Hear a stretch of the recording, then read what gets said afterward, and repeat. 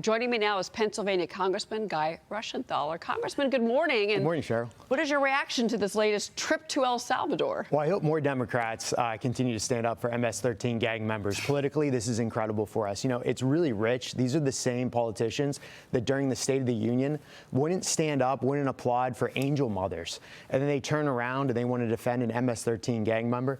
It's quite amazing. So I personally like the juxtaposition of where the Republicans are on this issue and where the Democrats are. Well, Congressman, I want to get your thoughts on the business that's happening in Washington. There is a lot at stake right now with these negotiations with the budget. So President Trump and Republicans have considered raising taxes on millionaires. That would pay for his low and middle income tax cuts. An estimate from the budget lab at Yale found that raising the millionaires tax bracket to 40% would generate $420 billion over 10 years. I spoke with House Ways and Means Committee Chairman Smith about this yesterday. Watch what he told me. Congressman, do you support a hike, like a millionaire's tax? Do you support raising the corporate tax rate? What I'll say right now is that we're looking at everything in the tax code, and we're going to provide a tax code that creates growth. It's pro-small business, pro-family, pro-worker. If we do nothing, that top tax rate will go from 37% to 39.6%. We need to make sure that U.S. companies can compete with the rest of the world. Congressman, would you support something like this? We had Congressman Dan Muser here last week on set with us, Mark as well, and he told us that he did support that. Well, I think we have to stay flexible here. We have to remember that President Trump has a mandate here. 77 million Americans voted for him, and I think he deserves latitude. So does Jason Smith as chairman of Ways and Means. I think ultimately the most important thing is to make sure we just pass reconciliation, pass the budget through reconciliation. And I think that no matter what is in there, Whip Tom Emmer and myself as Chief Deputy Whip, I think we can get it done. But I want to bring in David into this conversation because David had mentioned the fact that with the slim majority in the House. David, go ahead. Well, as we were talking, look, there has always been a pro-tax wing of the Republican Party. Ultimately, though, it's not the majority, luckily. And even if you were to say we're only going to have this tax increase for X number of years, look, we can't ultimately decide what a future Congress is going to do. You're going to lose Republicans. We only have a very small majority in the House. How many Republicans vote against the tax increase? Trust me, as Chief Deputy Whip, I know that we have a very thin majority, but we were also told that we weren't going to pass the budget. We got that passed. We were told we wouldn't pass the budget with the Senate amendment. We passed that. We were told we wouldn't pass the CR. We passed that. So I think that a lot of times people have underestimated the solidarity that we can pull together within the Republican conference. I think ultimately everybody's focused on the one big, beautiful bill concept. Now that's going to contain things some people like, some things people don't like, whether it's SALT deductions, whether it's this tax or not. It's very fluid. We're going to put together a package that we can pass. But again, we've got to make sure that we have permanency in the tax cuts for low and middle income families. If the tax rates go up by 22%, which would happen with an average family if we don't have this extension, that would really hurt working families, and we want to avoid that.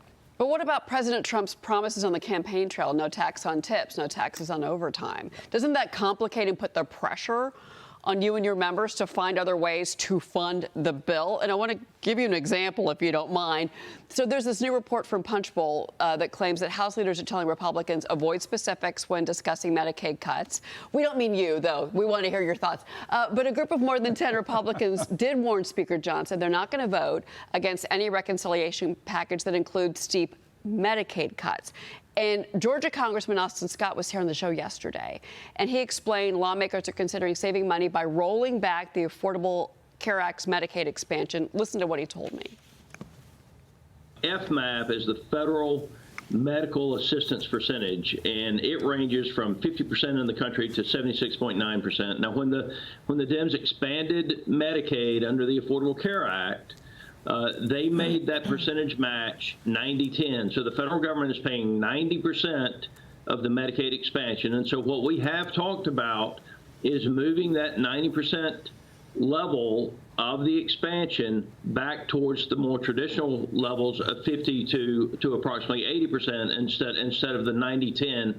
90% being federal, 10% being state match. And nobody would be kicked off of Medicaid as long as the governors decided that they wanted to continue to fund the program. And so we are going to ask the states to pick up and pay some additional percentage of the Medicaid percentage.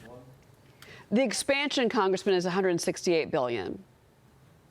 So I think, again, we've got to stay flexible here, and we got to remember that we're also getting a lot of savings from DOGE. So there's some estimates that DOGE can find almost $1 trillion worth of savings just through waste, fraud, and abuse. What that's going to do is it's going to give us a lot of room with a CBO score to go after some of the priorities that the president had on the campaign trail, whether it's no tax on tips, the other programs. We're going to be able to look at that, the other suggestions. But again, we have to codify a lot of what DOGE is doing in order to give us the leeway in the CBO score to accomplish these other tasks. Were you asked by leadership to not talk about the Medicaid expansion? Because $168 billion is a large number. Yeah. So I am a member of leadership. At no point at no point in meetings that I or anybody ever say don't talk about the specifics. But again, there's really no specifics right now. We got to remember that when we pass the budget says there's instructions saying each committee has to write to a certain level. The specifics are left up to the committee. So it's really up to Jason Smith on Ways and Means, Brett Guthrie on Energy and Commerce to get to the specifics. We don't even have specifics yet. It's very fluid. But again, we're going to pass the one big beautiful bill. We're going to get all the Republicans to vote for it, and we're going to move forward with Trump's agenda. Congressman, as it relates to this potential 40-ish% millionaire tax, as they're calling it, I work a lot. I work 60, 70 hours a week. We probably all do. A lot of my employees are working 60-plus hours a week. All of my buddies who own businesses work 60, 70 hours a week. I'm sitting here thinking I should go into ADP right now, terminate my salary and all of my employees' salaries, start paying us hourly, plus overtime, plus tips. What do you make of that? Mark, that's certainly interesting. Look, I think when you look at revenue, there's only one way to increase revenue into the federal government, and that's either you reduce taxes or you reduce regulation, or you have a combination of both. Yeah. So totally get that. The thing is that we've got to remember, though, that this is a new Republican Party. Our base, we're no longer the country club Republicans. This is no longer Mitt Romney's party. We have to understand that our base is now working and middle class Americans. They're the people that put Trump in office. So anything that we do has to have an eye toward making sure that working families are not getting hit with a tax increase.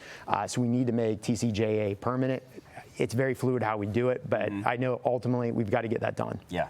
Congressman, thank you for being here on set and for clarifying that you did not tell yourself to not talk about Medicaid. Sure. I really appreciate that this morning. Thanks, Cheryl. Thanks for having me on. It's great to see you, Congressman Guy Reschenthaler. We'll be right back, everybody.